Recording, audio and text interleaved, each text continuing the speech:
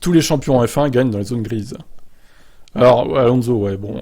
Alonso, lui, Singapour 2008, hein, évidemment. Je suis sûr qu'il était au courant, en plus, de ce qui se préparait, c'était sûr. C'est sûr et certain. Ça a toujours fait partie de la F1, c'est une nouvelle chose que nous avons mis en place récemment, le plafond des coûts.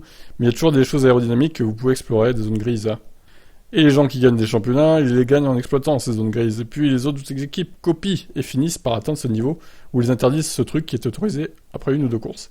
C'est la même chose avec le plafond budgétaire, tout flou est exploité. Alonso a également établi des parallèles entre la situation de Red Bull et la controverse Ferrari 2019. Ferrari a remporté 2 courses en 2019 avec quelque chose que nous savions tous illégal et rien ne s'est passé. Ils ont conservé ces victoires. C'est assez incroyable, imaginez qu'ils... Ouais, alors attendez.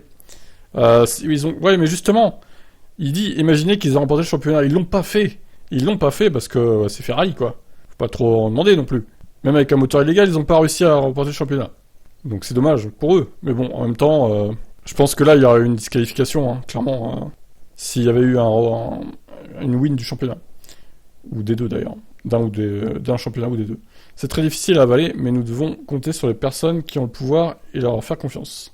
Rappelons que Mattia Binotto a toujours nié cela. En mai de cette année, il indiquait en ce que nous faisions à l'époque repousser en quelque sorte la ligne d'interprétation, en fait, ce n'était pas illégal, sinon nous aurions été disqualifiés.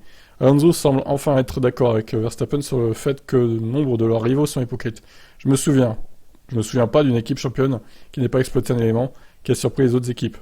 Brown, Red Bull en 2012. Ah, Red Bull aussi encore. La domination de Mercedes, Ferrari en 2019. Donc, tout le monde joue avec le feu. Ouais, mais là, on parle d'un budget qui est dépassé. Il y a un budget... C'est pas dur de respecter un budget, normalement. Enfin, t'as un chiffre à pas dépasser, quoi.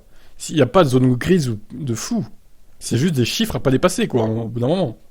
En fin de compte, je dois faire confiance à la FIA pour croire que mon sport est bien géré et régulé. Je ne suis qu'un pilote. Pouah, cette dernière phrase. Faire confiance à la FIA, bah ouais, bah, on est mal barré avec eux, je vous le dis. Hein. Allez, je vous laisse commenter la réaction d'Alonso.